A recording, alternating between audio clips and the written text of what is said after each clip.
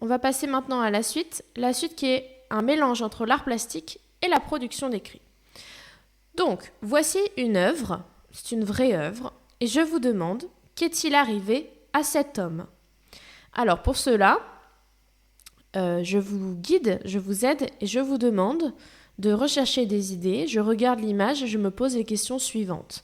Donc, vous n'êtes pas obligé d'y répondre par écrit, vous pouvez juste y répondre dans votre tête, mais ça va vous aider à écrire les phrases. Qui est cet homme ? Où se passe cette scène ? Quand se passe cette scène ? Pourquoi cet homme est-il là ? Et je vous précise qu'il n'y a pas de bonne ou de mauvaise réponse. D'accord ? Là, c'est à vous d'inventer la réponse à ces questions. Il n'y a pas de réponse. D'accord ? Et ensuite, quand vous avez fait ça, ça vous a aidé à réfléchir à ce que vous allez écrire. Je vous demande d'écrire une petite histoire, et pas un petite histoire d'ailleurs. Une petite histoire de 6 phrases au minimum. D'accord ? Donc des phrases qui commencent par une majuscule, terminent par un point. J'en veux 6 au minimum pour répondre à la question « Qu'est-il arrivé à cet homme ?» Donc ça, je vous laisse faire et je vous laisse m'envoyer la production dans votre cahier. Attention, regardez bien ensuite les accords comme si c'était une dictée. Regardez bien ce que vous écrivez pour que ce soit le plus propre, le plus lisible et le plus correct possible au niveau des fautes. Ensuite, nous avons un petit problème. Donc je vous laisse écrire problème dans votre cahier. Je vous laisse le lire, je vous laisse le recopier, celui-ci, puisqu'il est tout petit, il y a 2 phrases, et le faire. Et ensuite, on passe à la correction. Alors, le problème est le suivant. Pour un concert, on a vendu 5 725 billets au prix unitaire de 16 €. Combien la vente des billets a-t-elle rapporté ? Ça veut dire au total, combien on a gagné d'argent avec tous ces billets vendus. Alors là, c'est très simple. Si chaque 16 € et que j'en ai vendu 5 725, ça veut dire que 5 725 fois, il y a quelqu'un qui a donné 16 €. D'accord ? 16 €, ça a été donné par le premier client, par le deuxième, le troisième, le quatrième, le cinquième, etc. jusqu'au 5 725e. Tout le monde a donné 16 €. Donc l'opération qu'il fallait faire, c'est 5 725 fois 16. Et là, je vais réexpliquer puisqu'il y en a qui ont des difficultés à se rappeler de comment on fait une multiplication à 2 chiffres. Donc moi, je vous ai mis les couleurs. Rappelez-vous, en classe, on mettait des couleurs, ça va vous aider. On va commencer par calculer le chiffre qui est en rose sur la première ligne. Donc, on prend le chiffre en rose et on commence à calculer. 6 fois 5. Donc 6 fois 5, ça fait 30. Je vais poser le 0. Alors, excusez-moi, ça va être un peu compliqué avec l'ordinateur. Je pose le 0 et je retiens 3, puisque nous sommes sur 30. Ensuite, je continue. 6 fois 2, ce qui nous fait 12, auquel je vais ajouter 3, ce qui nous fera 15. Donc, 15, je vais poser le 5. Aïe, aïe, aïe, c'est pas facile. Je pose le 5 et je retiens cette fois plus 3, mais 1. Je continue. 6 fois 7, ce qui nous fait 42, plus 1, qui nous fait 43. Donc, je vais poser 43. Je vais poser 3 et je vais retenir 4. Enfin, 6 fois 5, ce qui nous fait 30, plus 4, cela nous fait 34. Et cette fois, je suis à la fin, donc je peux tout poser. Hop. Voilà ce que vous avez. D'accord ? Donc moi, j'ai tout mis en rose, comme ça, on sait que c'était cette ligne. Maintenant, on va passer au chiffre des dizaines, qui est le 1, que j'ai mis en vert. Pour que je sois bien dans la colonne des dizaines, que tout le monde soit aligné, il va falloir que je démarre à 7 places. Donc, je vais mettre, rappelez-vous, le 0. J'espère que vous vous rappelez de ça. Donc, je mets le 0, ce qui me permet d'être aligné. Hop. Et de pouvoir bien commencer sous le 5 pour les dizaines. Maintenant que je suis alignée, je calcule. 1 fois 5, cela nous fait 5. Je continue. 1 fois 2, ce qui nous fait 2. On a de la chance, on n'a pas de retenue. Et je continue. 1 fois 7, ce qui nous fait 7. Très facile. Et le dernier, 1 fois 5, ce qui nous fait 5. Voilà. Donc maintenant que j'ai fait ma première ligne en rose, la ligne des unités, la ligne des dizaines en vert, je n'ai plus qu'à tout additionner et j'aurai trouvé. Donc je vais commencer par ici. Donc 0 plus 0, ça fait bien 0. Ensuite 5 plus 5, ça nous fait 10. Je pose le 0 et je retiens 1. Moi je ne vais pas le noter, je vais juste le retenir avec mes doigts. 3 plus 2 plus 1, donc 3 plus 2, 5, plus la retenue, 6. 4 plus 7, ce qui nous fait 11. Je pose 1 et je retiens 1. 5 plus 3, 8, plus la retenue, 9. Donc voilà le résultat de cette multiplication. Je n'ai plus maintenant qu'à répondre à la question: combien la vente de billets a-t-elle rapporté? La vente de billets a rapporté 91 600 €. Tout simplement. Donc voilà, entraînez-vous bien sur la multiplication, vous allez voir après il y a du calcul qui arrive, donc vous allez pouvoir vous réentraîner. On passe sur l'anglais, donc moi je vais cacher la carte d'identité. La même chose que d'habitude, je vous présente le personnage comme si c'était moi, d'accord? Je vais parler avec je. Vous notez toutes les informations que vous comprenez et ensuite je vous montre la carte et on voit si vous aviez tout bon. So hello, my name is Bob. I'm a boy. I'm 10 years old. My favorite color is blue. I live in Cardiff, in Wales. I have 2 sisters and 2 brothers. I have a dog, a rabbit, and a turtle. I love dancing and singing. I don't like swimming. My favorite meal is apple and carrot. I don't like cheese, banana and hamburger.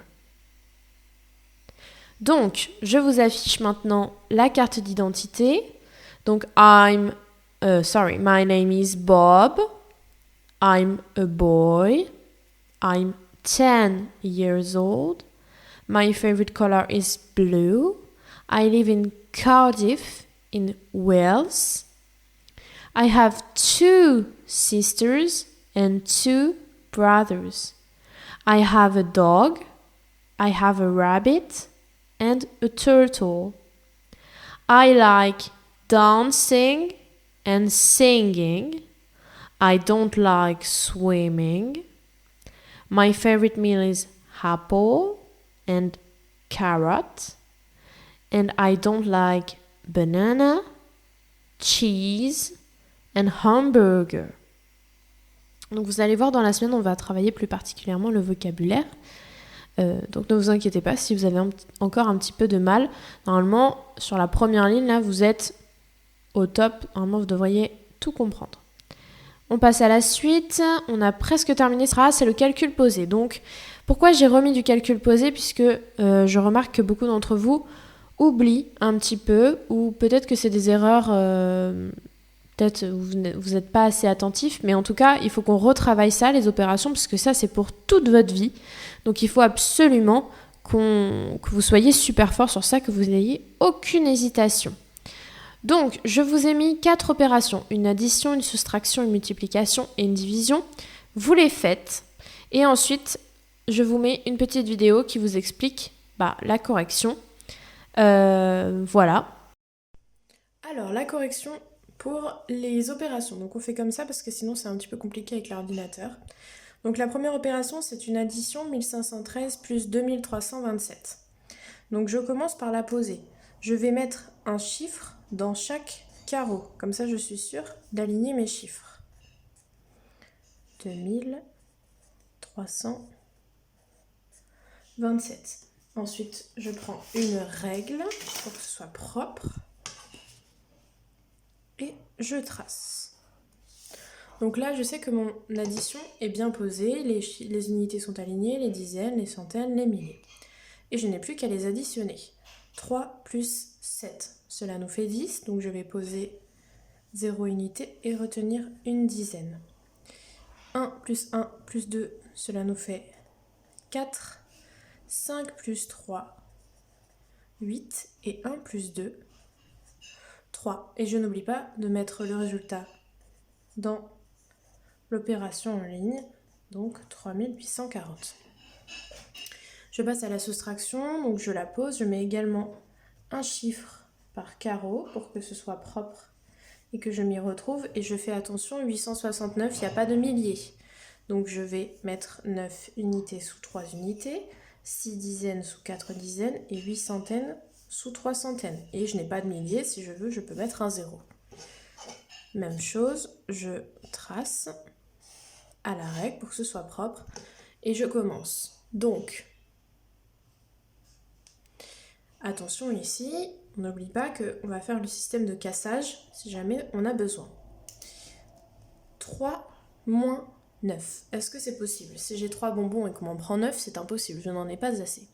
Donc je vais aller voir dans les dizaines, je vais casser. Je vais en enlever une, donc je n'en ai plus que 3. Et je vais ajouter la dizaine que j'ai prise ici. J'ai maintenant 13 moins 9, ce qui nous fait 4. Si j'ai besoin, je me sers de mes doigts. Hein. Ensuite, j'ai 3 moins 6. Je ne peux pas. Donc je vais casser la centaine. Je n'en aurai donc plus que 2. Et j'ajoute la centaine ici. 13 moins 6. 7, 8, 9, 10, 11, 12, 13. Si j'ai besoin, je prends mes doigts. Je préfère qu'on prenne les doigts plutôt qu'on fasse une erreur d'étourderie. 2 moins 8, je ne peux pas, donc je vais casser. Je n'aurai plus que un millier et je l'ajoute ici. J'ai maintenant 12 moins 8, 9, 10, 11, 12. Ce qui me fait 4. Et 1 moins 0, donc 1 moins rien, ce qui me fait 1. J'écris bien mon résultat sur l'opération en ligne également, 1474. Je vais passer à la multiplication. Donc même chose, je vais mettre un chiffre dans chaque carreau pour bien m'y retrouver et pour bien tout aligner. Et ensuite, je trace à la règle pour que ce soit propre. Ici, si c'est un peu compliqué, je vais prendre des couleurs. Hop. Donc, j'ai un chiffre que je vais mettre en vert, le premier 1, et le deuxième 1 que je vais mettre en rouge. On va commencer par calculer ce qui est vert et on va le mettre sur la première ligne. Ça va être le chiffre des unités. Et je vais faire comme si le rouge n'existait pas. Donc je fais 1 fois 6, ce qui me fait 6. 1 fois 2, ce qui me fait 2. Et j'aligne toujours. 1 fois 3, ce qui me fait 3. Et j'ai terminé ma ligne. Ensuite, il va falloir que je passe au 1 qui est rouge. Le 1 qui est rouge, c'est le chiffre des dizaines. Donc je vais devoir commencer sous les dizaines. Je vais devoir commencer ici. C'est pour cela que je vais mettre un 0 dans les unités pour pouvoir me décaler et bien commencer sous le chiffre des dizaines. Et je calcule. 1 fois 6, ce qui fait 6. 1 fois 2, qui fait 2. 1 fois 3, qui fait 3. Je mets mon signe d'addition. Je fais montrer à la règle. Et je calcule l'addition. 6 plus 0, 6. 2 plus 6, 8. 3 plus 2, 5. Et 3 plus rien, 3. Je mets mon résultat ici. Et j'ai terminé. Enfin, je termine par la division. Donc, même chose, je vais mettre un chiffre par carreau. Je vais tracer à la règle le trait qui est ici, ainsi que le trait qui est ici. Et je divise par 6. Et si je veux, je mets le petit multiplié. Là, Si j'ai besoin, j'écris ma table de 6 à côté ou je prends ma table de 6 à côté, si je la connais pas bien. Je vais regarder par quoi je vais commencer. Je vais pas prendre 454, je vais regarder si je peux prendre quelque chose de plus petit. Est-ce que je peux prendre 4? Eh bien non, puisque dans la table de 6, le plus petit nombre que je vais trouver, c'est 6. Donc il faut que je trouve quelque chose d'un peu plus grand. Donc je vais prendre 45. 45, je vais trouver quelque chose dans la table de 6 qui s'en rapproche.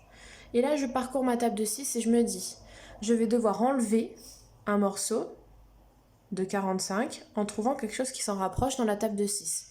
Dans la table de 6, qu'est-ce qui se rapproche le plus de 45? Eh bien, j'ai 6 x 6, 36, 6 x 7, 42, 6 x 8, 48. Donc, 6 x 8, 48, ça va être trop grand. Je ne vais pas pouvoir faire 45 moins 48. C'est impossible. Donc, je vais prendre 6 x 7. Donc, j'écris 6 x 7. Et je vais pouvoir enlever 42. Parce que 6 x 7, ça fait 42. Donc, j'enlève 42. Et je fais la soustraction. 45 moins 42, ça fait 3. Ensuite, je vais descendre le 4 qu'on avait laissé seul.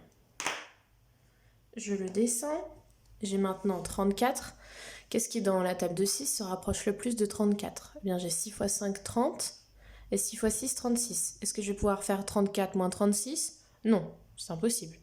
Donc, je vais prendre 6 x 5, qui fait 30. Donc, je vais pouvoir enlever 30.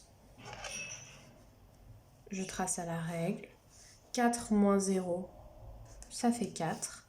3 moins 3, 0. Maintenant, je me pose la question, est-ce que j'ai terminé? Eh bien, je regarde ici, le 4 qui me reste. Est-ce qu'il est plus petit que 6? Oui, ça veut dire que ma division est terminée. Je ne vais pas pouvoir enlever quelque chose de la table de 6 en enlevant un 4, puisque 4 est plus petit que 6. Donc j'ai terminé, j'écris le résultat ici, ça fait 75, reste 4.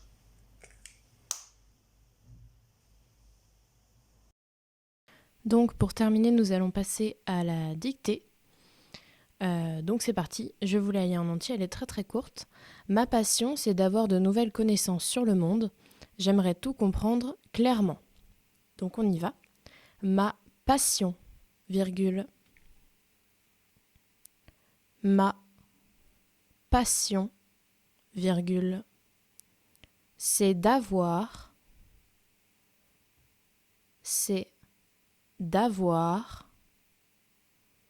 de nouvelles connaissances sur le monde.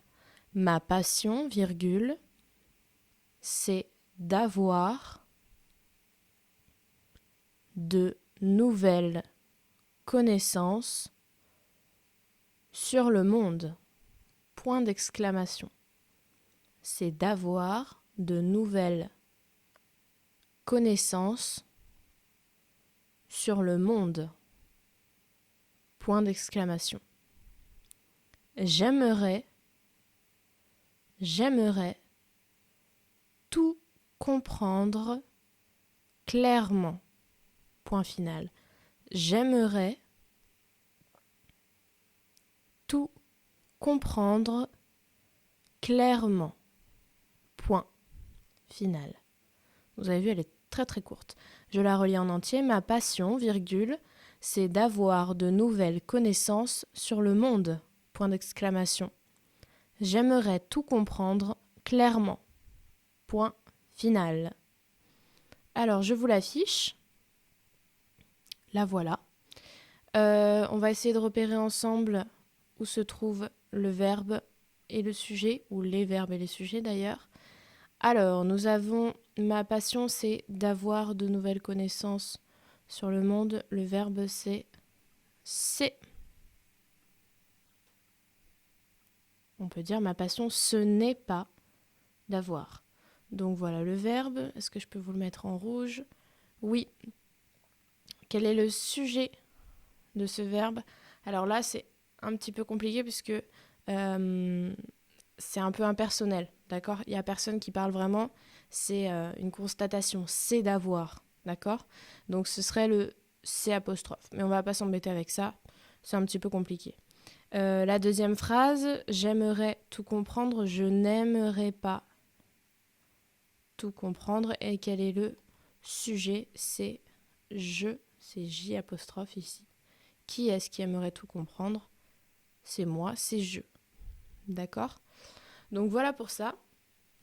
Corrigez bien. Alors ma passion, aucune difficulté. C'est normalement pas de difficulté. Cela est, on peut dire, d'avoir de nouvelles connaissances. Alors si j'en ai des nouvelles, ça veut dire qu'il y en a plusieurs. Donc attention au S à nouvelles, au S à connaissance. Sur le monde, point d'exclamation. J'aimerais avec un S puisqu'on est au futur. Tout comprendre clairement. Point final. Voilà. Il n'y avait pas trop de difficultés là-dessus. Et nous avons terminé pour aujourd'hui. N'oubliez surtout pas de m'envoyer votre travail. D'accord, je vous fais confiance, mais j'ai besoin de voir si vous avez réussi, si vous n'avez pas réussi, qu'est-ce que vous n'avez pas compris, pour pouvoir ensuite voir si on doit retravailler ou si on peut passer à la suite. Et puis, ça me permet de mettre surtout les points pour votre maison, puisque la compétition continue. Voilà, j'espère que vous avez bien travaillé aujourd'hui, j'espère que vous avez bien tout compris, même si vous ne voyez pas ma petite tête. Et je vous dis à demain.